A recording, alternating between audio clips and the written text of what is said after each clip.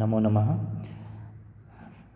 आज हम केंद्रीय विद्यालय के सत्रांत जो वार्षिक परीक्षा होने वाली है उसके कक्षा छठी के विषय संस्कृत के अभ्यास प्रश्न पत्र है उसे हम जानने की प्रयास करेंगे और किस प्रकार का जो है हमारा पेपर जो है वार्षिक परीक्षा में आ सकता है उसका हम अभ्यास करेंगे। उसके ब्लूप्रिंट का भी हम देखेंगे कि किस प्रकार के कुछ प्रश्न जो हैं हमसे पूछे जा सकते हैं।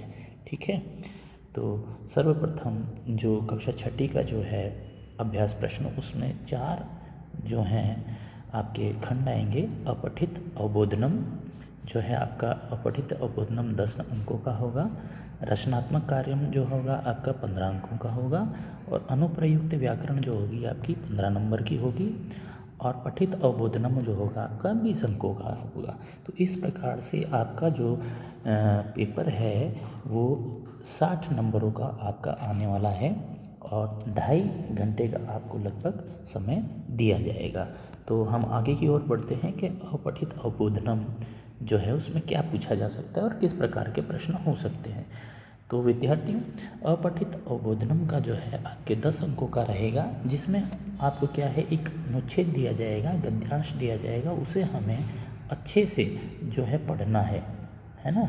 और पढ़ करके ही उसको आप 1 से 2 बार जब अच्छे से इसको पढ़ लेंगे तो पढ़ के आसानी से आप इसे जो है आंसर कर सकते हैं। समझने वाली बात रहेगी। तो यहाँ जो अपठित अवबोधनम होते हैं तो उसके प्रश्न किस प्रकार से पूछे जाएंगे। तो सबसे पहले देखिए आप एक पदेन उत्तर होगा, इसमें मात्र आपको एक ही पद में जो है उत्तर देना रहेगा, है ना।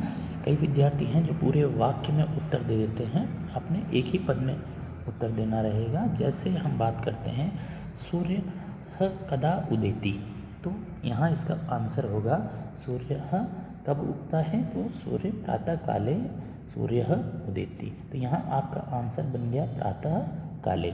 ठीक है, इसी प्रकार से आपको ये सभी जो हैं एक पद में ही आंसर आप लोगों को देने हैं।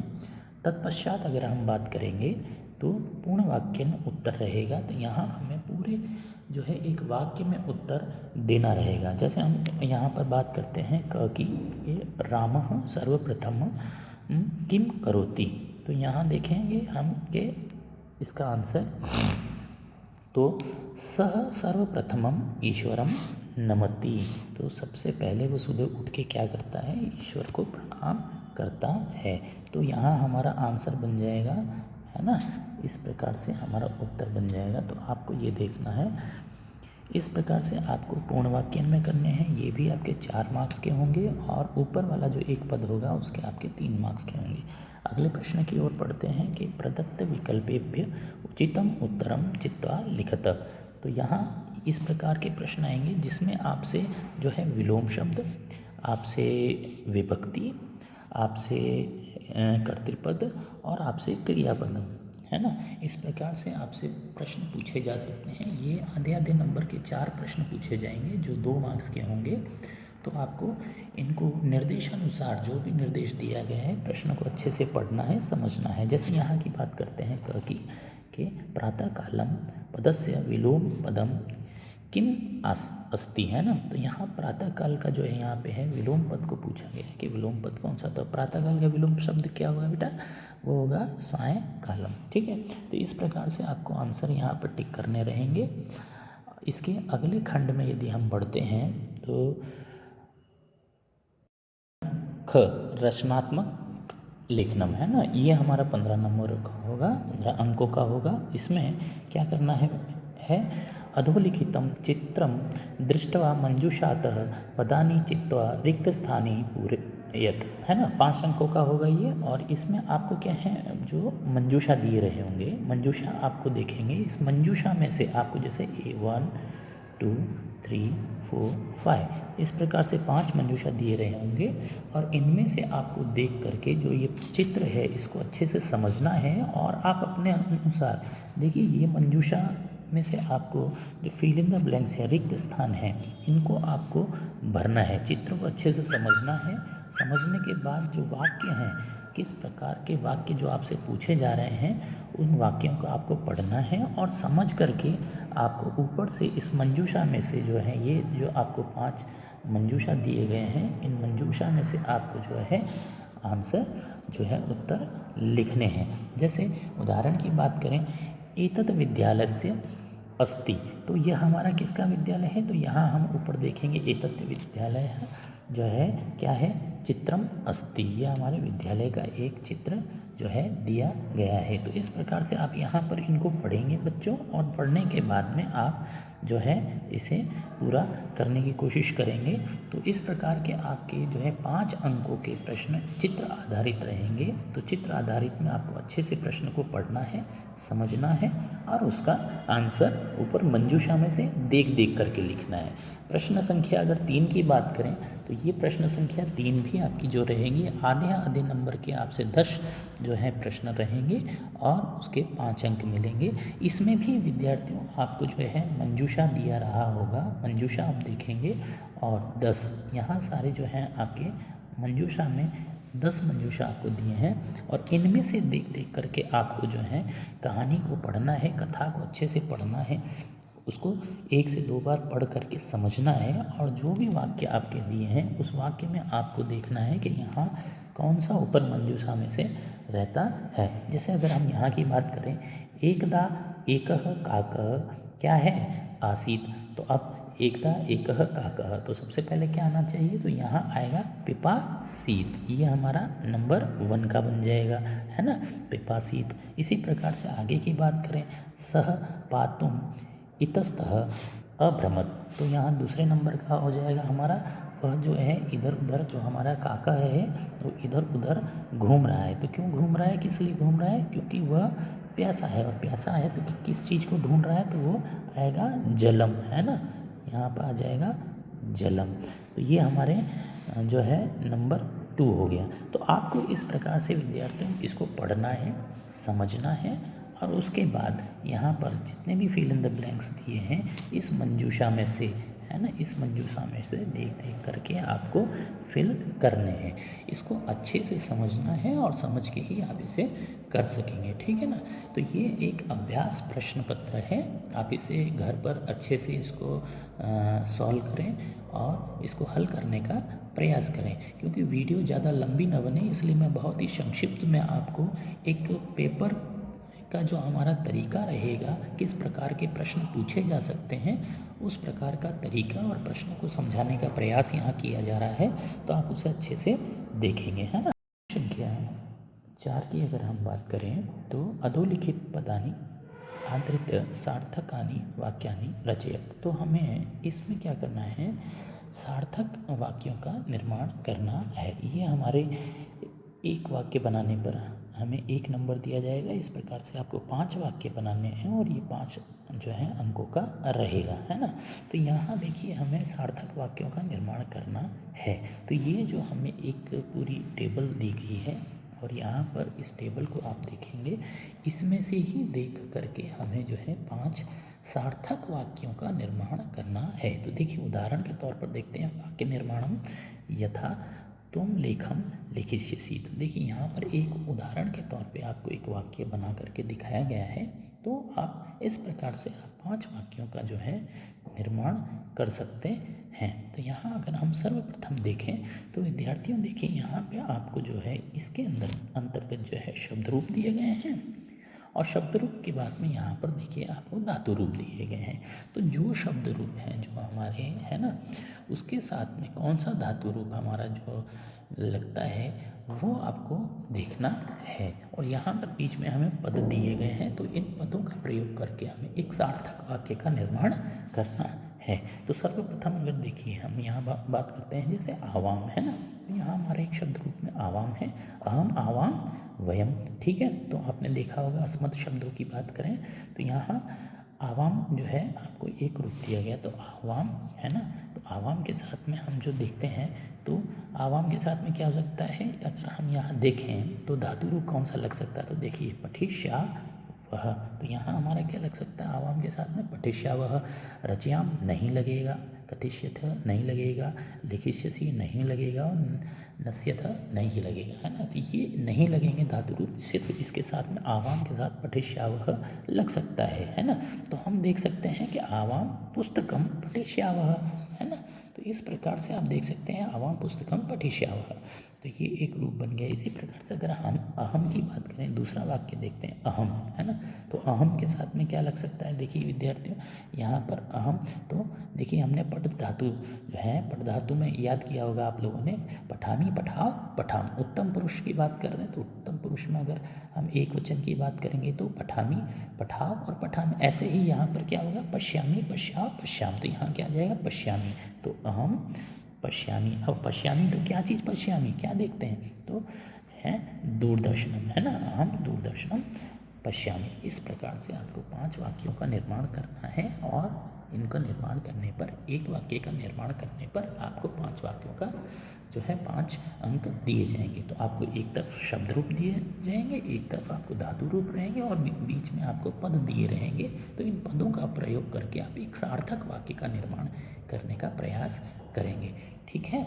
इसके आगे अगर हम बढ़ते हैं तो अब आपके आता है ख खंड की बात करेंगे। ख खंड जो है आपका बनता है अनुप्रयुक्त व्याकरणम 15 अंकों का, है ना। तो 15 अंकों में सर्वप्रथम हम बात करते हैं प्रश्न संख्या 5 की, निर्देशानुसारम परिवर्तनम कुरुत, है ना। तो यहाँ आपके 4 प्रश्न आपके पूछे जाएंगे, एक एक नंबर के, और 4 अंकों का यह रहेगा। तो आप यहाँ पे देख सकते हैं कि किस तरीके से कार्य करना होगा। देखिए उदाहरण के तौर पे यहाँ दिया गया है अहम प्रीणामी, देखिए, है ना।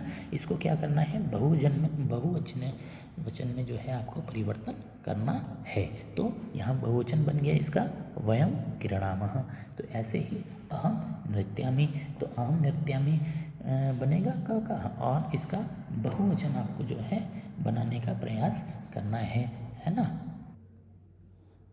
तो यहाँ बहुवचन में क्या बन जाएगा, तो इसका बहुवचन बनेगा अहम, आवाम, वयम। तो अहम का बनता है वयम, तो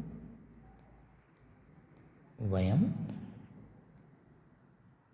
नृत्या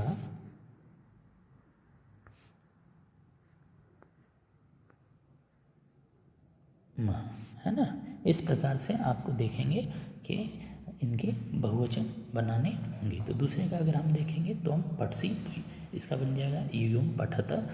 इसका तीसरे का अगर हम बनाएंगे युवम गच्छत, तो इसका एक वचन हमको बनाना है। तो यहाँ पे आ जाएगा युवाम गच्छत, तो युवाम गच्छत का बन जाएगा त्वम गच्छसि। और यहाँ सह पठति, तो सह पठति का बहुवचन में बनेगा ते पठन्ति।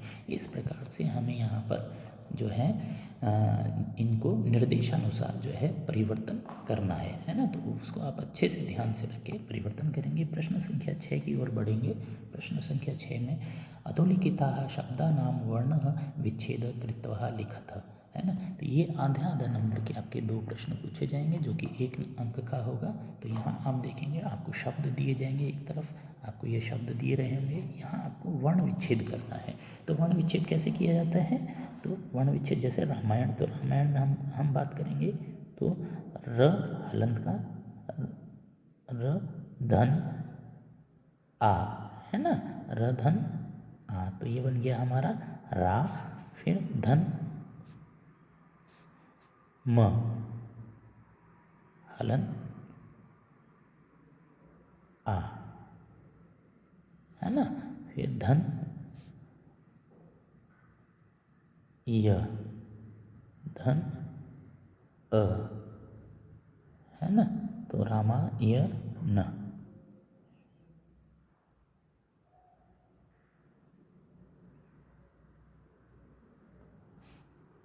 तो इस प्रकार से हमारा एक रूप बना, है ना। वर्ण विच्छेद किया हमने, इस रामायण का वर्ण विच्छेद करके पूरा रूप बन गया रामायण, है ना। तो देखिए यहाँ पे आपको वर्ण विच्छेद करने हैं। इसी में देखिए प्रश्न संख्या 6 का क है, ठीक है, ये प्रश्न संख्या 6 का ख है। तो यहाँ वर्ण संयोजन का काम करना है। तो वर्ण संयोजन है पद लिखत। तो यहाँ पर आपको वर्ण संयोजन का, तो देखिए यहाँ उदाहरण के तौर पे आपको चषक दिया हुआ है और यहाँ पर वर्ण विच्छेद दिए हुए हैं। तो आपने बनाया। जैसे अब हम इसको बनाने का प्रयास करते हैं, तो स ओ, तो यहाँ पे हम लिखेंगे सो,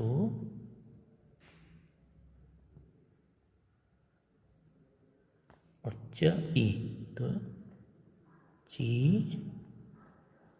क अ, तो कह, सूचिका। तो हमारा क्या रूप बन गया, सूचिका ह, है ना। तो ये भी हमारे क्या होंगे, आधे आधे नंबर के होंगे, 4 प्रश्न होंगे और वो हमारे 2 अंकों के आएंगे। तो आपको इसी प्रकार से ये भी बनाने हैं। और प्रश्न संख्या 7 की ओर बढ़ेंगे।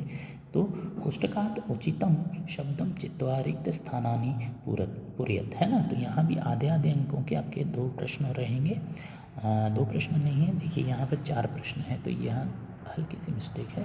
तो ये 4 प्रश्न पूछे जाएंगे और 2 अंकों के होंगे, है ना। तो यहाँ आपको ये देखना है कि क्या करना है। तो यह कोष्टकात में है, कोष्टक में आपको ये शब्द दिए रहेंगे, है ना, शब्द रूप दिए रहेंगे, और उस कोष्टक में से आपको उचित शब्दों को चुन करके आपको है जो रिक्त स्थानों में भरना है। तो यहाँ पठामी, फिर से पठामी आया है। तो देखिए हमने क्या पढ़ा था, पठामी, ये जो है यहाँ पठामी कौन सा है ना। धातु रूप की बात करें तो ये हमारा हो गया उत्तम पुरुष और एक वचन है। तो यहाँ उत्तम पुरुष एक वचन, तो यहाँ कौन सा आएगा, तो हमारे अस्मत् शब्द में से जो है एक वचन का आएगा। तो अस्मत् शब्द में अहम, आवाम, वयम, तो यहाँ आना चाहिए अहम आना चाहिए, है ना। तो हम इसमें लिखेंगे अहम, है ना, अहम। तो ये हमारा सही आंसर हुआ। ऐसे गच्छतः की बात करेंगे तो ये किसके साथ लगता है, तो युवाम के साथ लगेगा, है ना। ऐसे ही आगे की बात करेंगे तो ये पुस्तक, एतत् पुस्तकम, तो एतत् किसकी पुस्तक है, तो मम पुस्तकम, है ना। तो मम पुस्तकम लग जाएगा। ऐसे ही यहाँ हम बात करें छात्रे स्वः, तो छात्र क्या है, तो आवाम छात्रे स्वः। तो आपको ये देखना है कि हमारे जो धातु रूप हैं किस उसमें दिए गए हैं, तो उसी के अनुसार आपको जो है शब्द रूप जो है आपको जो है अस्मत् के और इनके जो भी विभिन्न प्रकार के अगर शब्द रूप आते हैं तो उन शब्द रूपों को अपने धातु रूप के अनुसार जो है मैच करके यहाँ पर आपको लिखने हैं, है ना। तो यहाँ प्रश्न संख्या 7 हो गया। अब प्रश्न संख्या 8 की ओर अगर हम बढ़ते हैं तो समानार्थक पदानि योजित, है ना। तो यहाँ पर देखिए 3 प्रश्न पूछे जाएंगे, 1 अंक के और 3 अंक के रहेंगे। तो यहाँ आप देखेंगे तो समानार्थक पदानि, है ना, योजयत, तो आपको समानार्थक पद आपको इसमें देखने हैं। तो अगर समानार्थक बात करेंगे तो विप्लव का हो जाएगा अधिकम, तो ये हो गया हमारा क, है ना। इसी प्रकार पिकः, तो पिकः का होता है कोकिलः, तो नंबर 2। ऐसे तृषा, तो पिपासा, तो नंबर 3। तो इस प्रकार से आपको ये भरने हैं और समानार्थक पद पूछे जा सकते हैं, तो आपको उसमें जो सामने स्थान दिया रहेगा उसमें भरने होंगे। इस प्रकार से अगर प्रश्न संख्या 9 की अगर हम बात करें तो विलोम पदानि, है ना, योजयत, तो ये भी आपके 3 अंकों के होंगे और 3 प्रश्न पूछे जाएंगे, एक नंबर के 3 अंक के हो सकते हैं। तो यहाँ पे भी आपको जो है विलोम पदों को बनाना है। तो धनिकम, धनिकम का क्या हो गया, तो निर्धनम। ऐसे क्षमम, तो अक्षमम, और शत्रुः, तो मित्रः। तो इस प्रकार से आपको विलोम शब्द भी करने हैं। अब हम बढ़ते हैं जो हमारा ख की बात करेंगे हम, तो खंड ख में देखिए पठित गद्य पद अवबोधनम 20 अंकों का आएगा। तो यहाँ पर जो है हमारे ये 20 अंकों का हमारा खंड ख रहेगा, जिसमें हम प्रश्न संख्या अगर 10 को देखें तो हमारा एक गद्यांश दिया गया है। उस गद्यांश को हमको पढ़ करके जो है अच्छे से उसके आंसर उत्तर लिखने हैं। तो विद्यार्थियों इसे भी आप अच्छे से जो है पढ़ेंगे, 1 से 2 बार समझेंगे। और पूर्व में जिस प्रकार आपको बताया है कि पहला प्रश्न बनेगा एक पदेन उत्तरत, ये हमारे 2 अंकों का रहेगा। तो 2 क्वेश्चन पूछे जा सकते हैं। तो आप इसे अच्छे से पढ़ें और गद्यांश को पढ़ने के बाद 1 से 2 बार पढ़ने के बाद ही उत्तर देने का प्रयास करें।